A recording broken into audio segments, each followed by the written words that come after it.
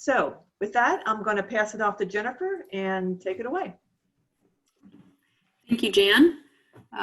So we're going to kind of jump right into things. So again, as Jan stated, this webinar is being sponsored by DuPage County Stormwater Management. We are doing a number of activities with the Stormwater Management group there. And these webinars we'll be doing the third Wednesday of every month. Will be focused on a topic surrounding water quality issues within DuPage County. So today we're focusing on leaves. And just a little bit more about the stormwater management in DuPage County. Their program came about after some major flooding events in the early 80s and has been a really strong program starting back in 1989. There's stormwater management and floodplain ordinance. They have their committee and their management plan, and they do a whole number of different types of activities within the county, including watershed management plans for a lot of the sub-watersheds, focus on water quality, obviously a lot around flooding and floodplain mapping, permits through the regulatory services, but a number of education and outreach activities like these webinars and some of the other programs that Jan will be presenting on, or we'll have others presenting on throughout the year. So the Conservation Foundation, we've been around, operating in the greater northeastern Illinois area since the early 70s. And although the exact words that we have in our mission have changed through the years, the focus of our mission has always been preserving and restoring natural areas and open spaces and protecting our rivers and streams. And the way we do that is through promoting stewardship of our environment, working with private landowners, working with public landowners, and everyone in between. So we have our major sort of focus areas, as I'd mentioned, kind of on the clean water side of things. That's really where a lot of my focus is. But on land preservation, restoration work, we do a lot of environmental outreach and education for young people, students, and other youth groups, as well as a lot of outreach and advocacy for adults. We've been active with conservation easements and with the Land Trust Alliance for many years, and 2 years ago, we were proudly accredited through the Land Trust Accreditation Commission, and it really speaks to the level of effort that we put into keeping all of our records and finances and being responsible and transparent. So we were very proud to receive that accreditation. And just a little bit of kind of give some context for the areas that we work in. The shaded counties there are where a lot of our focus is in, particularly DuPage, Kane, Kendall, and Will counties. But we work on some different projects in DeKalb, and LaSalle, and Grundy. And the little blue star there, that's where our headquarters is at the McDonald Farm in Naperville, but just down into the Will County portion. Some of our major accomplishments have been on the land preservation side. That is where we started as an organization. We've helped preserve more than 35,000 acres across our region. So we work with private landowners, public landowners, forest preserve park districts, communities. So that map really kind of gives you an idea of the kind of reach that we have with land preservation.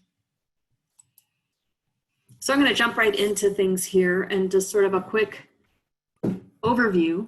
This slide covers everything in the presentation, kind of the who, why, what, where, and when sort of perspective of things, but really focusing on leaves and water quality.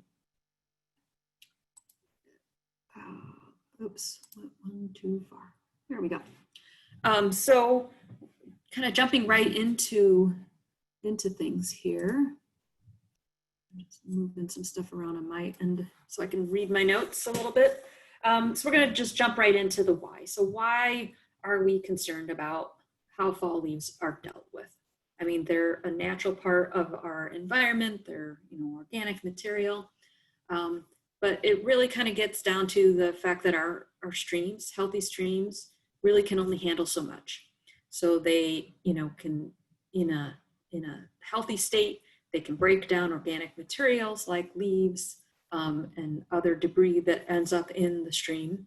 And that's part of a balanced nutrient cycle where there's bacteria and small insects, things that eat and break down that debris. And then those things kind of feed, those insects, small insects are feeding bigger insects, are feeding fish as you go up the food chain. And so there's this sort of delicate balance. And when they receive too much, in this case, we're talking about nutrients, that's when we really sort of tip the scales and we start to see problems.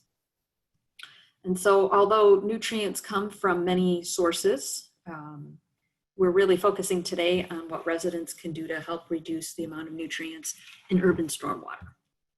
And basically what happens on our landscape doesn't stay on the landscape, it makes its way to the streams. And so as it rains, that rain kind of washes across our landscape and it picks up all kinds of pollutants and things along the way. So whether, dog poop in the lawn, excess fertilizers, road salt, fluids that are leaking out of vehicles, leaves and other debris, whether it makes it down through the storm sewer or over land and into the streams, all of that ends up in our streams. So anything that goes down the storm sewers ends up in our streams. And that can cause a number of problems. And again, kind of focusing on the nutrient side of things today, leaves leach out phosphorus, which we're going to talk about in a minute. And when we get too much phosphorus in our streams, it feeds algae. And so the more nutrients that it's plant food in our streams, the more algae that we see, whether it's our streams or in detention ponds, lakes, that excess nutrients is taken up by algae.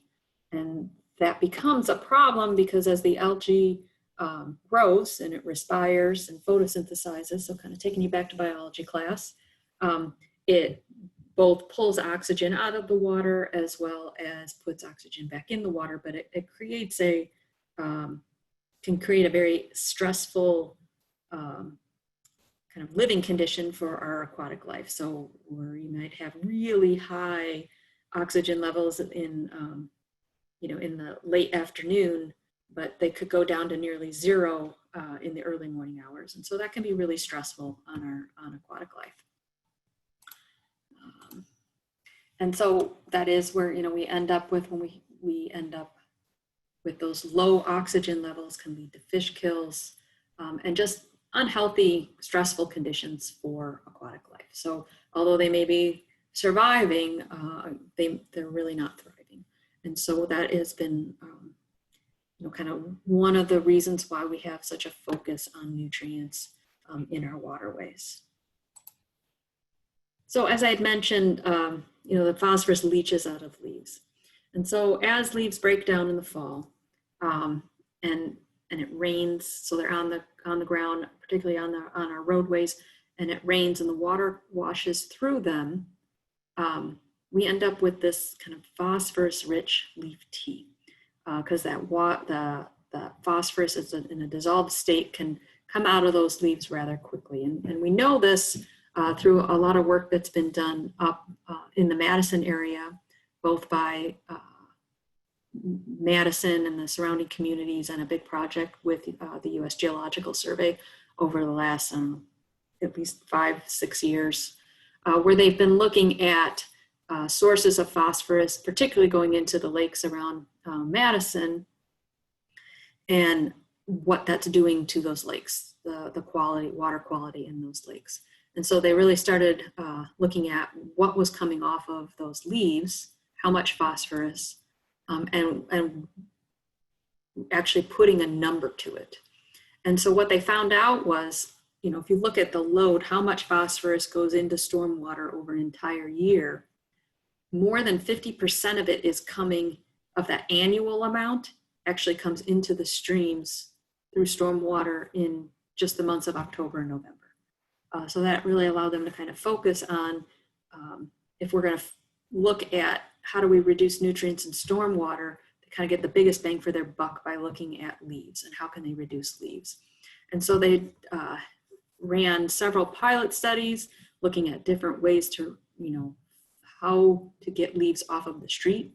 So looking at different collection methods, also looking at how much effort, so if they went out and got essentially every leaf off the street before rainfall, how much could they reduce, that amount of phosphorus?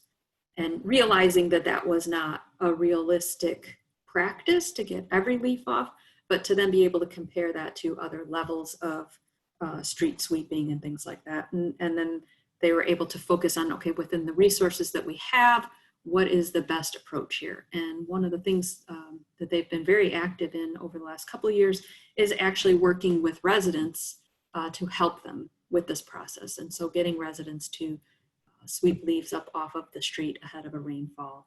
You can actually sign up for a text message that comes, that you get reminding you, can you go out and sweep those leaves because it's supposed to rain tomorrow? Can you help us get them out of the street?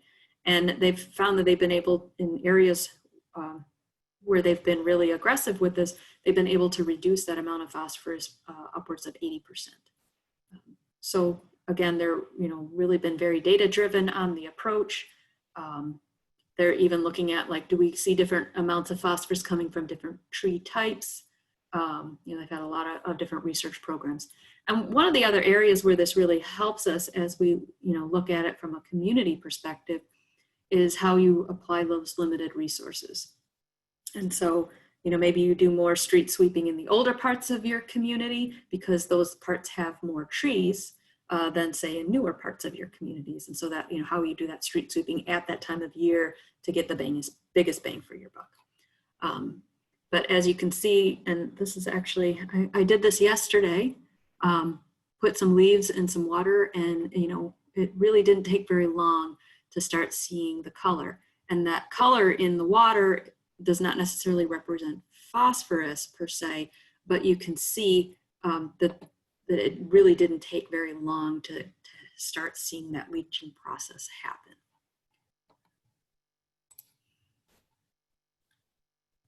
So one of the other areas that we wanted to talk around leaves around is the potential for localized flooding. And we've seen this in neighborhood areas. So this isn't we're not going to stop overbank flooding by keeping leaves out of our streets, but the potential for localized flooding or having water standing in the street because leaves are clogging storm sewers is definitely something that we see all over the place in the fall. And so if you have a storm sewer out in front of your house, really across our region, if you can help by keeping leaves or sweeping leaves or raking leaves out of those storm sewer grates, keep the water flowing, that can really help us with kind of avoiding some of those localized flooding issues. Some of the other problems as leaves get into those systems, because depending on the grate systems and how big the openings are, leaves can clog up storm sewer pipes and just really add to overall maintenance costs of the storm sewer system. So helping to keep leaves out of our storm sewers provides all kinds of benefits. It's now kind of getting more to the point of, what can all of you do within your own kind of spheres of influence? So whether you own property or you, volunteer different places, parks, or things like that, there are all kinds of things that can be done to help minimize those impacts on streams. So Jennifer, yes, when you said to interrupt with questions, so addressing what can you do, there was a question. It says, for the fall leaf collection, the city of Naperville has residents rake leaves into the street. Often the leaves or their leachate end up in the storm sewers. What can we do to change this? So when you're talking about what can you do, here's a question. Yeah, I'm gonna hold on to that one because we're gonna talk about collection systems. And And yeah, actually I was just looking at some of, Naperville has a couple different options, but we'll talk about that in just a minute. Thanks for bringing that up. Okay. So I'm going to talk about different ways to deal with leaves, and there's no one right option because there's, we have people in relatively speaking newer subdivisions that don't have very many trees or very young trees, so not a lot of leaves, so that makes things easier versus homeowners that are in older, more established subdivisions that have a lot of trees and therefore a lot of leaves. So, one of the options out there is, which many mowers these days would be considered mulching mowers, particularly if you, usually there's a attachment or something that closes off so that the leaves are ground up smaller. And if you don't have a lot of leaves, this is a great option in the fall. Like, you don't necessarily have to rake those leaves off. If you mulch them with your mower, let those little pieces of leaves kind of filter their way down as we get rainfall during the fall, and use that as a natural source of fertilizer for your lawn. Obviously, if you have a lot of leaves, this is not, one of the better options for you. So kind of leading into that, having, leaves like this across your yard is not gonna, they're just too many to just mulch right into the lawn. But the mulching mower either way really does helps for breaking the leaves down a little faster, but it also helps with volume. So as we talk about some of the different ways to use leaves on your property, using your mulching mower, or there's other ways to mulch or break down the leaves. Mower seems probably the easiest one, or the thing that most people have access to. Definitely reduces the amount of, or the volume. So it's not necessarily the amount, but the volume of the leaves that you have to deal with. Some different ways to use those larger amounts of leaves is, looking to mulch, whether you're mulching flower beds or around trees, work those in with wood chips that, in some places where maybe you put wood chips in the spring, you can follow up with leaves in the fall. Sort of a picture, just sort of brushing off the leaves off of the plants. It really kind of depends on what you have growing as to whether you need to worry whether or not you need to brush things off of the plants that are growing. Because in most cases, many of these plants are kind of dying back for the fall. So this might be something that, as part of your normal fall cleanup, and you're cutting back the old plants and then covering those beds with mulched leaves. So whether you use it on your perennial flower beds, around your trees, leaves also provide some nice insulation. So if you have some plants like rose bushes or things that need a little bit more protection from temperature, after you cut them back in the fall, the leaves can help with that as well. With some of those, different kinds of leaves break down in different ways. And so, like, if you have a lot of oak trees, those oak leaves, you'll see when they dry, they kind of curl, and they don't get matted when they get wet. And so those are actually really good leaves to use when you're trying to use around kind of insulating plants. Whereas if you have a lot of silver maples on your property, those leaves, when they get wet, they tend to mat together and make kind of a thick mat. And those sometimes are not as conducive, if you want to use them for covering up those sort of temperature sensitive plants. So it really, as you work with different leaves, you kind of get a feel as they break down. But mulching them definitely helps so that you don't get those sort of thick, wet mats of leaves.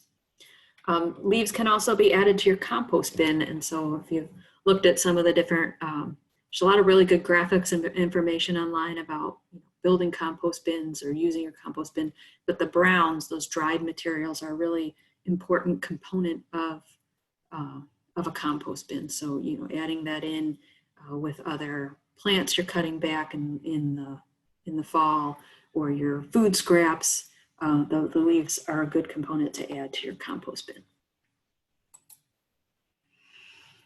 one of the other things that you can do with leaves, and if you don't mix, so leaf mold is when you just have you just have leaves. So you're not adding in, necessarily like grass clippings or other plant material. It's just the leaves. And you can make a simple leaf mold bin, really just using tea stakes and some fencing, and you just add your leaves. And so we have in the corner like of our garden, I have a bin, and actually I'll show it here on the next slide.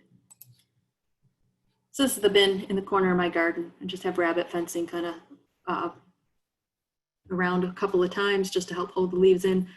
In the fall, when I was filling this up, it was mounded up about as high as you see the plants growing there now. And it just, as it breaks down, it just sort of shrinks. So we mulch the leaves with our mower and then dump them into this bin. And then in this early summer, I planted potatoes and sweet potatoes. And so they're growing up on the top, kind of using this as sort of a double duty area. So we're able to break down the leaves, but also use that space. Like I didn't lose that space in my garden. And I'm just about ready to pick potatoes soon, but these are the sweet potatoes that I harvested out of there last year, right about this time of year. And so it was the first time I had grown sweet potatoes like this, and it seemed to work out really well. The nice thing about leaf mold is that it retains a lot of moisture, and it can be, whether you build it out of like a rabbit fencing or even that plastic fencing.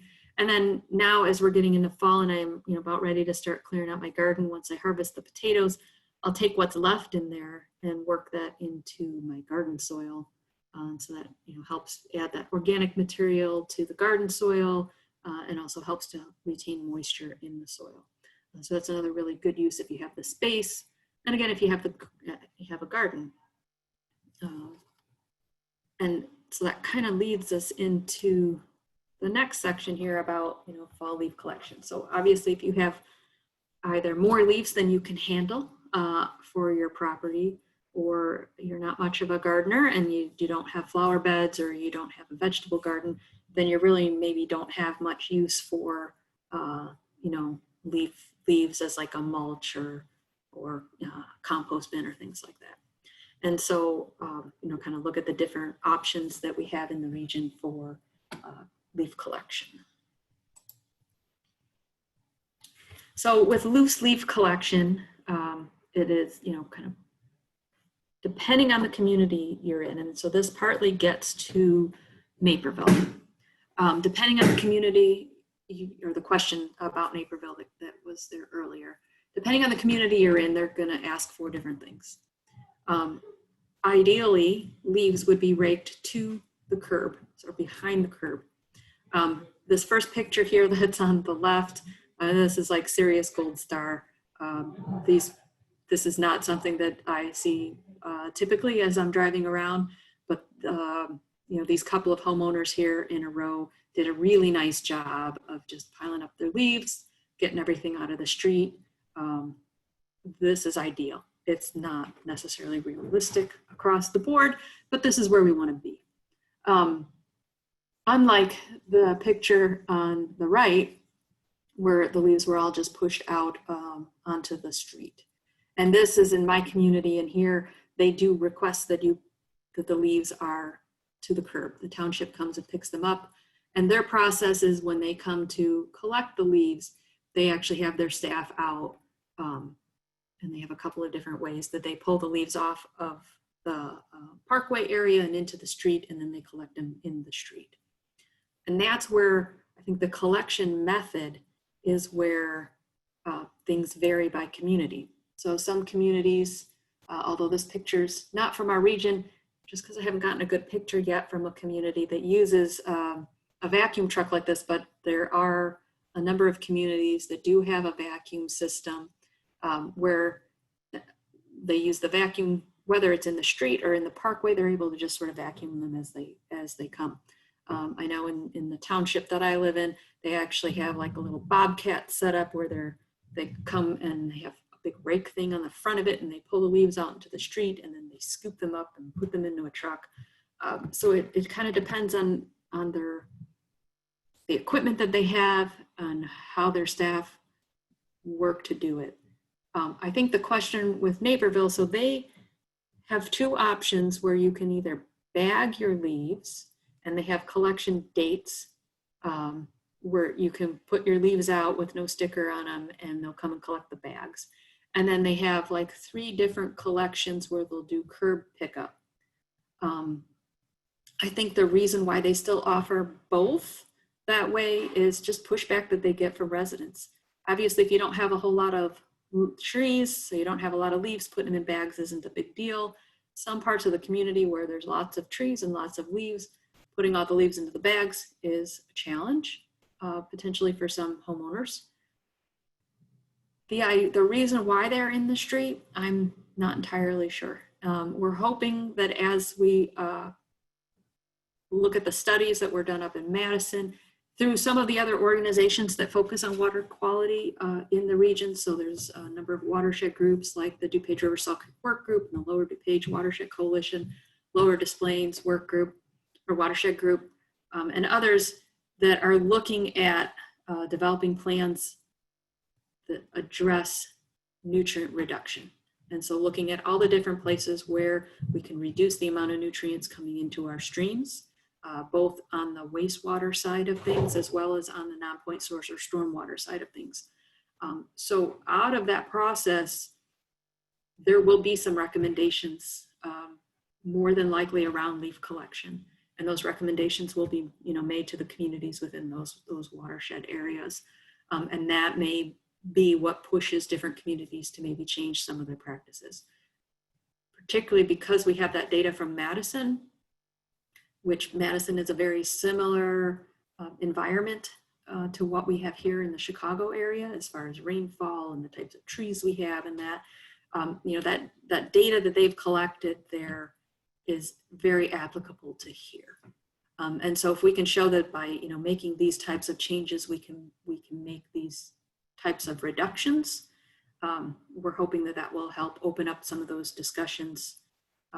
Some of these things, and I'm not talking about any particular community, I think just across the board, whether you're talking about how we collect leaves or how we do anything, some of this is, oh, this is the way we've always done it and this is the way we continue to do it. And some of it comes down to, well, this is the equipment that we have, and until we have the funds to get different equipment, this is the way we need to continue to do it. So it is a difficult, it's not as easy as it sounds to just say, okay, we're just going to change and do something different. There's a process, there's plans, and so we'll see how that kind of goes forward as some of those nutrient plans come out in a couple of, they're in process currently, so they'll be coming out in, I think they're all due by 2023 as far as the nutrient assessment and reduction plans that are out there right now. So this will be an ongoing discussion, and I think the more data that we have is going to be helpful in having these discussions with communities.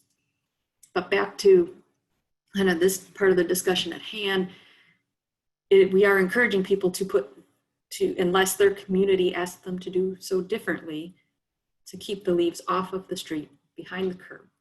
I think most communities remind you that there shouldn't be any branches or plants that you pulled out from the garden or things like that. It should just be leaves. And then the other piece of it too is just to make sure that there isn't other solid waste type material like rocks or pieces of asphalt or stuff like that, as it can be really dangerous to the staff that are out there doing this work, as well as damaging the equipment that they use. So in other communities, the bagging programs have definitely been spreading over the years. It's definitely a lot more common to see. In most communities, you can put bags out during the fall without having to put stickers on them, whereas maybe in other parts of the year, you need to put stickers for your other landscape material. But generally in the fall, for bags of leaves, most communities have a free pickup. So again, check your community and how they operate. But in general, it should be those craft paper bags that you can get, all over. Home Depot, Ace Hardware, the grocery store sometimes, but it should be paper bags and not plastic.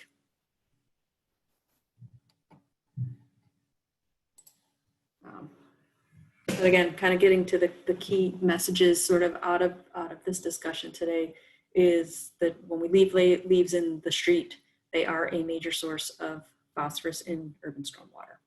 And by pulling leaves, sweeping leaves out of the street, doing so safely, that is a way to make some big reductions in the amount of phosphorus nutrient type pollution getting into stormwater in the fall. That phosphorus leaches out of the leaves really rather quickly. So it really, that's why it's important to try and get leaves out before each rainfall. And then also, if you can't get leaves across maybe a whole section of your street for various reasons, if you could even just focus on the leaves around storm sewers in particular to help minimize chances for for that kind of localized flooding, water on the street type flooding. So doing presentations like this is a part of what we do both within the Conservation Foundation and a lot of the work that I do with the Lower DuPage River Watershed Coalition and the Lower Des Plaines Watershed Group is to help share information. And we do that in lots of ways. Again, workshops or webinars like this, but also putting together social media pieces and blog posts. And if you happen to work for a community or a park district, or maybe you do the Facebook page for your local subdivision, we've put together all kinds of social media pieces. We have a couple of short blog posts. If you would be interested in sharing this type of information, you can contact me, you can contact Jan, and we'd be happy to share some of these materials that we've been putting together. Including we have these posters that we did this year. We were able to translate our poster into Spanish, and so we're definitely looking for some other opportunities if they're fulfilling needs that are out there as far as getting materials out, both in English and in Spanish. But these are materials, again, that we can provide in an electronic format to anyone if you happen to have a place to hand them out. Right now there's not a whole lot of events going on, but they're definitely down the road as hopefully things get back to a more normal state, that we're able to have enviro fairs and things like that, Earth Day fairs. We have all kinds of materials that we can help share this type of information with. And just because it seemed like it was, tangent to this topic as leaves come from trees, this is a great time of year to plant trees and shrubs. I was going to take that out. So today is the last day of our Conservation Foundation shrub sale. Unfortunately, I think we might be just past the deadline. But this is a great time of year to be able to plant shrubs and trees. We promote a lot of native shrubs and trees to kind of create that little habitat in your backyard. But the root establishment happens much more successfully in the fall. This is the time of year that, those nutrients are coming from the leaves and down into the roots. And so there's a lot more root growth going on right now versus in the spring when the energy is coming up from the roots and up into the leaves and into fruit and flowers and fruit. So if you are looking for, this time of year for putting trees and shrubs, this is the time of year to be planting these things. And I believe, so although our plant sale was over today, we will have some links up in the near future to being able to do some direct ordering from Possibility Place Nursery for fall, for both trees and shrubs as well as other native plants. And those then can be just delivered directly to you.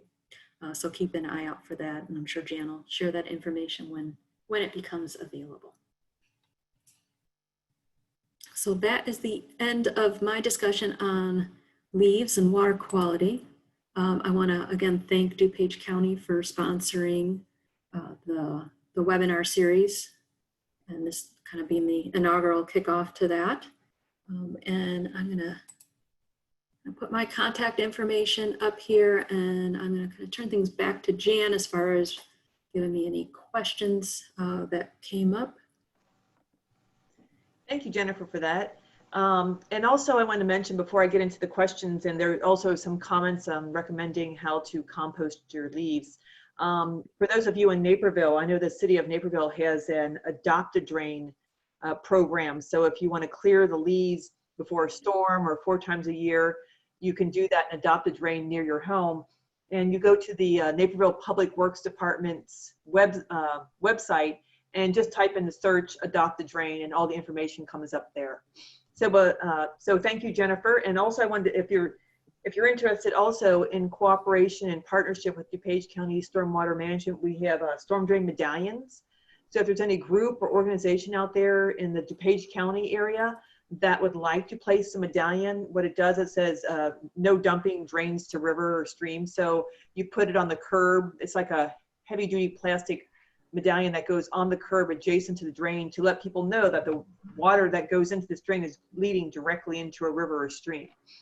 So with that, in the chat real quick, there was a comment on a recommendation. I'm going to go through that real quick. As one option, Thomas said that he used for his leaves, he does sheet composting in his garden. He places about 3 inches of leaf layer on the garden bed, and he tills it in with his tiller in the spring, and it makes a really nice friable spring soil in the planting. So if you saw that in the chat room. And so the question from Jenny is, what are the benefits of making leaf mold or versus compost? Yeah, I mean, I think it probably comes down to preference. I use leaves in both ways. So we have compost bins, and we end up with a lot of green material. So being able to mix leaves in kind of helps that process, because we have like regular bigger bins that are open, and then I have two of the plastic kind of covered compost bins that we use all our food scraps in. So having, being able to add leaves to that is useful from that kind of bringing in Brown's perspective. And then the leaf mold, it does help add moisture. It holds moisture really well. And then, we put that into, it's a kind of I guess it's an extra step in the process versus the comment that you had just read, Jan. And maybe, depending on what, do you have access to a tiller, then maybe tilling the leaves directly into the soil is useful. Or if you, use the bin. So I think it really comes down to preference. I don't know that one is necessarily better than the other. Okay, another comment from someone was that they mow their leaves into a circle, and they use a tarp or old sheet, and they use a side chute of their mower, and once they put it on the tarp, they break the leaves up and they put it right over to their garden. And they said that their pollinator group recommends leaf mulch in their bed of your garden versus wood mulch. So that's a comment there. Someone asked, Betty asked, what's the best way to handle large pine needles? So pine needles tend to be fairly acidic. So if you happen to be growing blueberries, or you have like rhododendron, or even roses, like acidic, you can use them to mulch around those. But otherwise, that generally pine leaves or pine needles are just fairly acidic and not great for like your garden. And so more than likely, either just leaving them to mulch underneath your pine trees, or disposing them through the leaf pickup. Okay, someone asked, what do you think of leaf blowers? So they're loud, but they get the job done. I think it's a matter of, again, personal preference, because the leaf blowers definitely, particularly for older people, or people who are maybe not as physically fit, using the leaf blower is going to, be able to move leaves much quicker, but you still have that kind of volume. So we use both, at home. Sometimes a lot of there's certain times a year when we just have so many leaves, kind of blow them onto the driveway and then use the lawnmower to mulch them and pick them up. But using the blower is really, I think, just a personal preference. Like I said, you don't get the benefit of breaking the leaves down into smaller pieces as you would with using a mulching mower. But if you're just trying to get them into a pile and then up into bags, definitely a great option. Someone asked if you could post links, data that we can share with their town and Elk Grove Village when they talk to their village representatives about the possible changes in the pickup. As of now, they require to be put on the streets. Okay. Well, Jan, I can follow up with you and we can. Yep, we have your email, and we'll get that information out to everyone. And if here, we can get everything out to everyone after this presentation. Someone says, do you have guidelines to send out for persons who wish to start this kind of program in their local area? I'm going to guess, like, as far as keeping leaves out of the streets, as if that's what the question is. It's something that through other work that I do with Lower DuPage and Lower Des Plaines, that we're looking at building kind of a material base around that. But there is a really great website up in the Madison area, and I can provide that link to you, Jan, or if you go to rippleeffects.com, they have a great program up in the Madison area where they're really reaching out to residents. You can get yard signs about reminding, your neighbors to rake the leaves out of the street. They've really, over the last 2 years, are really doing a great job of building that program. So we're definitely learning a lot from them.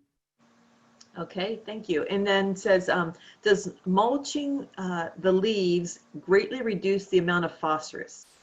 No, so mulching the leaves doesn't change the amount of phosphorus at all. It's just that if you're going to use them to put like around your plants or incorporate them into your garden, or if you're going to compost them, breaking them into smaller pieces just helps them break down a little faster, or break down into the soil if you're going to, using them as mulch, basically using them as a food source, a fertilizer source for your plants.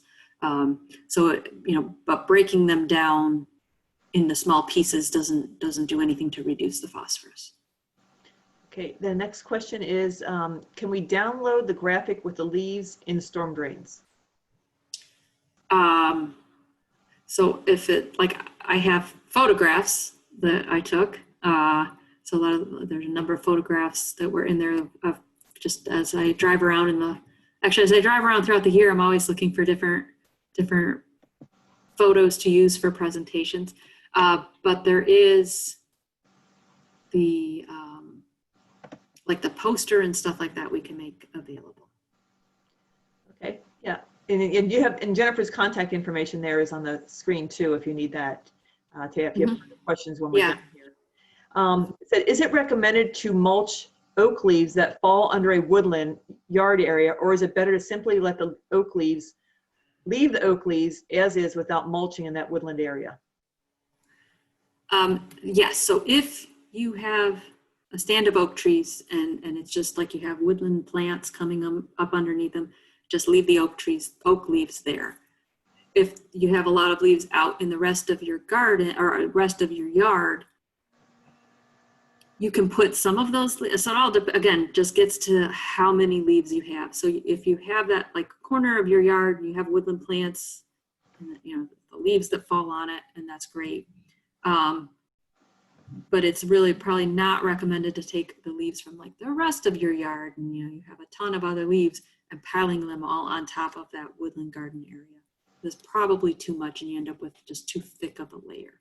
So again, it kind of finding that right balance, but I wouldn't remove like a rake leaves off of there to mulch them and then put them back.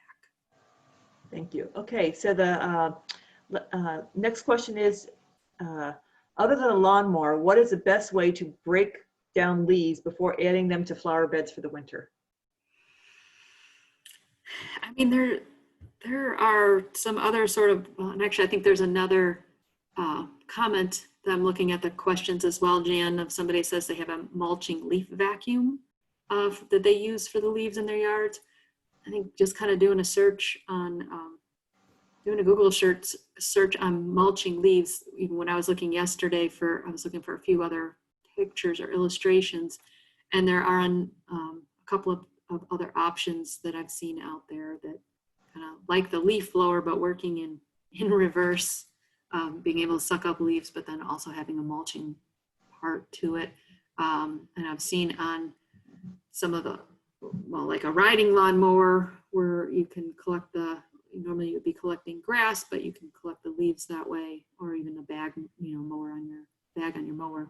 But there are a couple of these like leaf sort of vacuum type systems. Some of them just suck the leaves up, don't really break them down, and others have must have some sort of blades in them.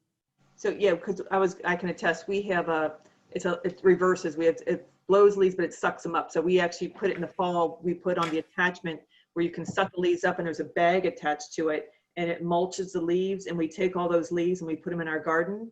And if anyone's growing garlic, a good way to use the leaves afterwards is you plant the garlic, and in the fall there tends to be, in the winter there's like a freezing effect, so you want to reduce that so the garlic plugs don't shove out of the ground.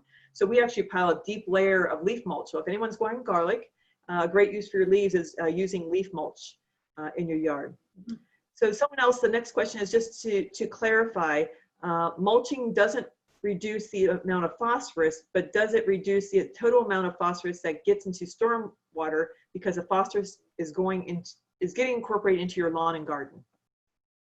Yes. So because if you've mulched those leaves and then you've put them into your garden or around your flower beds, when it rains now and the phosphorus is leaching out of those smaller chunks of leaves, it's going into the ground and soaking into the ground and feeding your plants.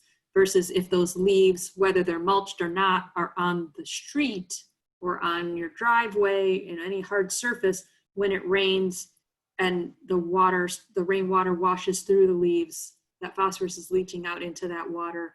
And if that water is making it to the storm drain, it's now making it to the stream. So the whole idea here is getting leaves off of those hard surfaces where the water is going to eventually make it to the storm drain, and then into, getting it to soak into the ground, particularly around your plants, so that you're using that as that resource. And last question I think I can address, it says, can we purchase the signs mentioned if you want them out of the DuPage County area? And this is from Monica. I think she's talking about the storm drain medallions.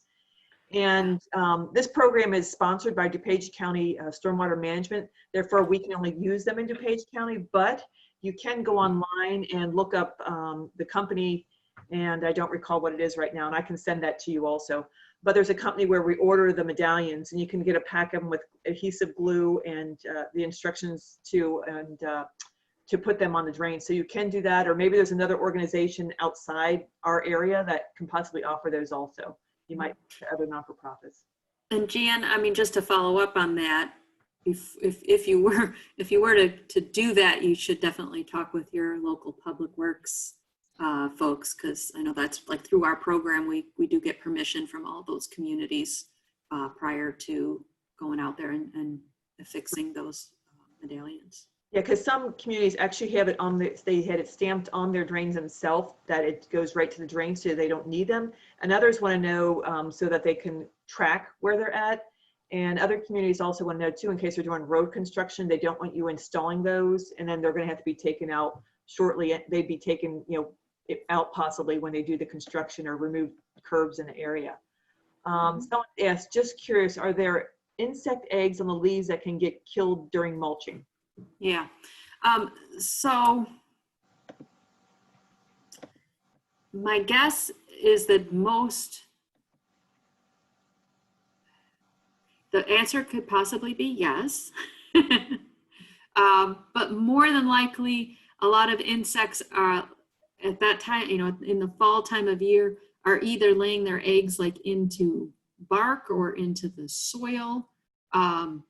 Not so much on dead and dying leaves.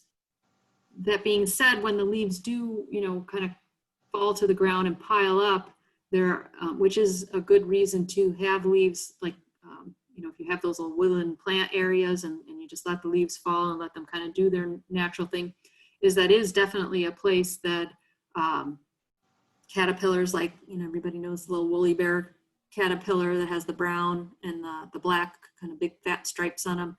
They crawl down into the leaf litter to spend the winter.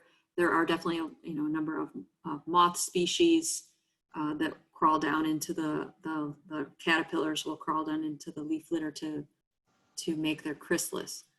But they're not so much laying eggs on those leaves to last over the winter.